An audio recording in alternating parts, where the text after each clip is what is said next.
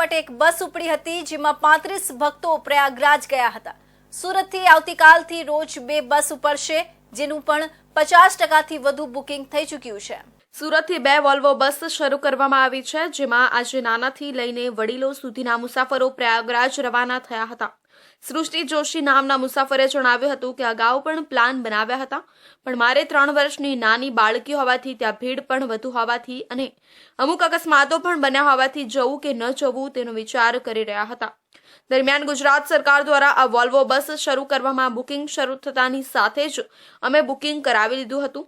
હર્ષ સંઘવીએ જણાવ્યું હતું કે ગુજરાતથી મહાકુંભમાં જવા માટે ભારે ઘસારો જોવા મળી રહ્યો છે જેના પગલે સરકાર દ્વારા પહેલા અમદાવાદથી વોલ્વો બસ શરૂ કરી છે જ્યારે આજથી વધુ 5 વોલ્વો બસ શરૂ કરી છે જેમાં મુસાફરો વોલ્વો બસમાં પ્રયાગરાજ રવાના થયા છે। ત્યાં તમામ પ્રકારની વ્યવસ્થાઓ કરવામાં આવી છે। હર્ષ સંઘવીએ લોકોને અપીલ કરતા જણાવ્યું હતું કે ત્યાં થોડી ભીડ હોય અને 1-2 કલાકનું મોડું થાય તો પણ એસટી બસ તમારી રાહ જોશે। ભીડ જેવી પરિસ્થિતિ હોય તો થોડી રાહ જોજો।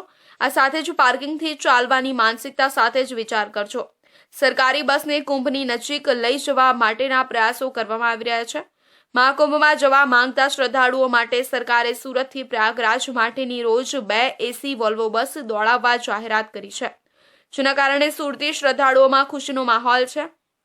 પ્રથમ એક જ બસ ઉપાડી હતી જેને ગૃહ રાજ્યમંત્રી હર્ષ સંઘવી અને સુરતના મેયર દક્ષેશ માવાણીએ લીલી ઝંડી આપીને રવાના કરી હતી। આ બસ આજથી 25 ફેબ્રુઆરી સુધી દોડનારી છે। અહીંયા એસી વોલ્વો બસની કેપેસિટી 47 પેસેન્જરની છે। એથી આગામી 21 દિવસમાં 42 એસી વોલ્વો સીટર બસ મળતી હોવાથી 2000 જેટલા સુરતી શ્રદ્ધાળુઓ પ્રયાગરાજના મહાકુંભમાં સરળતાથી આસ્થાની પવિત્ર ડૂબકી લગાવી શકશે।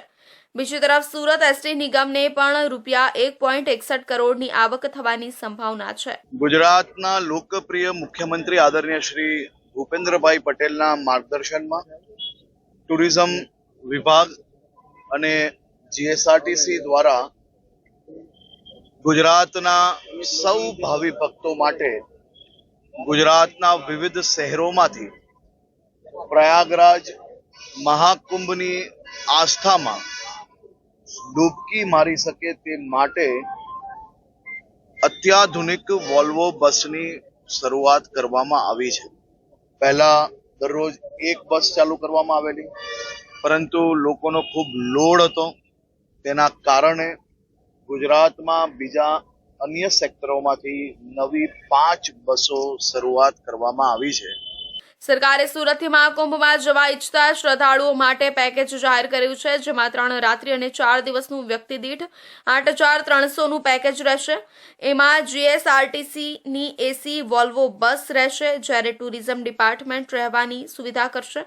દિવસનું અને રાતનું ભોજન પેસેન્જરના સ્વખર્ચાનું રહેશે એટલે કે ભોજનની કોઈ પણ પ્રકારની વ્યવસ્થા પેકેજમાં નથી।